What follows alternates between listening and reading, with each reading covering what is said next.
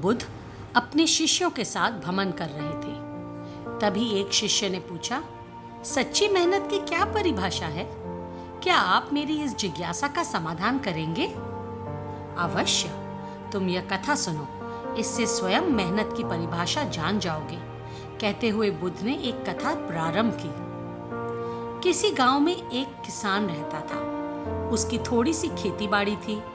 उससे उसे जो कुछ मिल जाता उसी से वह अपनी गृहस्थी की गुजर बसर कर लेता था।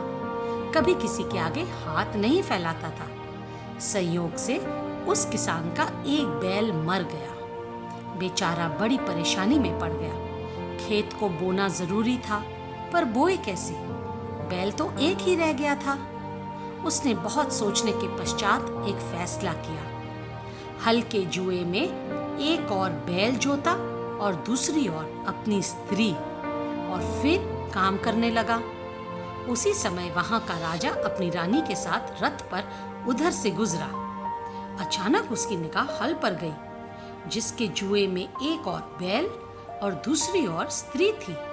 उसे बड़ा आश्चर्य हुआ, साथ ही दुख भी। उसने रथ को रुकवाया और किसान के पास जाकर पूछा, ये तुम क्या कर रहे हो? किसान ने निगाह उठाकर उसकी ओर देखा और बोला, मेरा एक बैल मर गया है और खेत को बोना जरूरी है। राजा ने कहा, भले मानस, कहीं स्त्री से भी बैल का काम लिया जाता है? किसान बोला, क्या करूं और उपाय क्या है? उपाय?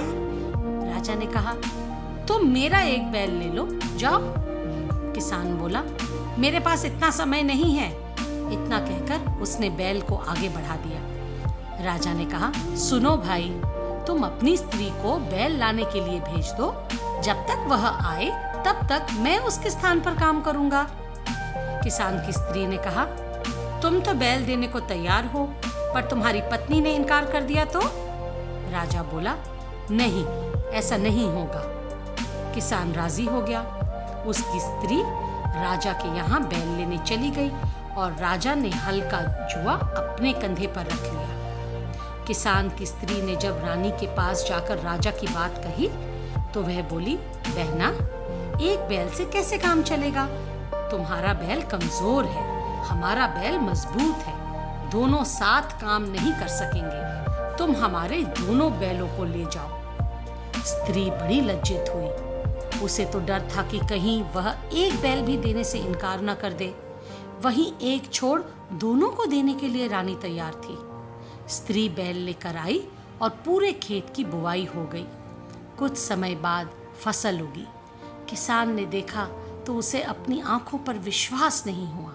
सारे खेत में अनाज पैदा हुआ, लेकिन जितनी जमीन पे राजा ने हल चलाया था और उसका पसीना गिरा था, उतनी जमीन में मोती उगे थे। ये करामात सच्ची मेहनत की थी।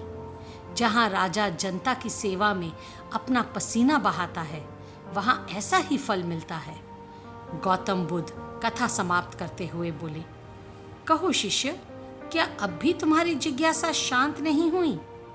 अवश्य प्रभु, मैं समझ गया कि सच्ची मेहनत की परिभाषा क्या है।